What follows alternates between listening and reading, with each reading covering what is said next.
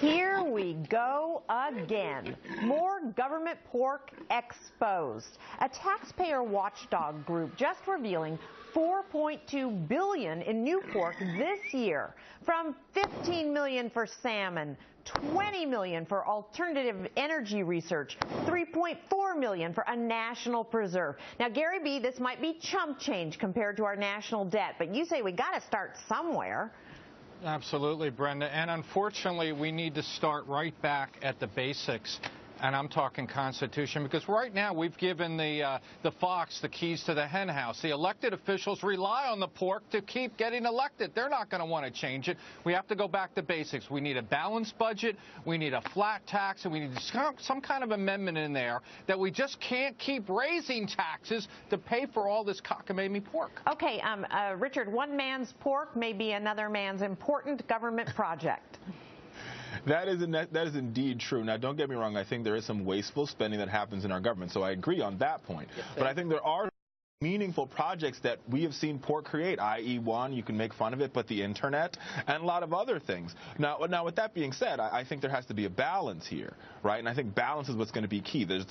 Government does need to invest in research and development, right, but beyond just that, we've got to make some cost savings somewhere, even though it's negligible. It's drop in the bucket when you talk about our national debt. Okay, Hadley, you think we can slow these pigs down?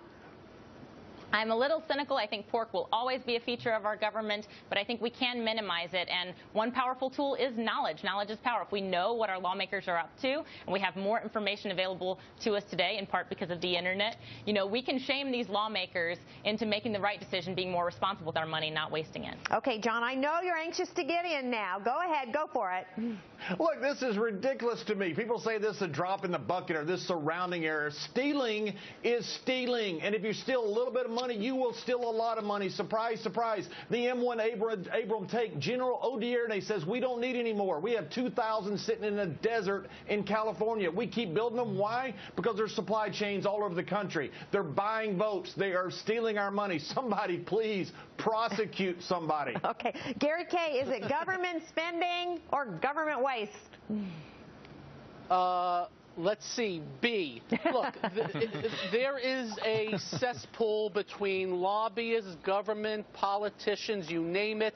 This is small potatoes compared to the big picture, and government has doubled in size since the year 2000. We're $18 trillion in debt, and there's just no shame by any of these politicians. And we can talk all we want. They're going to just continue to do this over and over again. Some of this is comedic, but it's sad because some of this money could go to good things, at-risk kids and things that are important, not salmon. Okay, I have a feeling we're going to be doing this segment next year, though. Thanks, guys.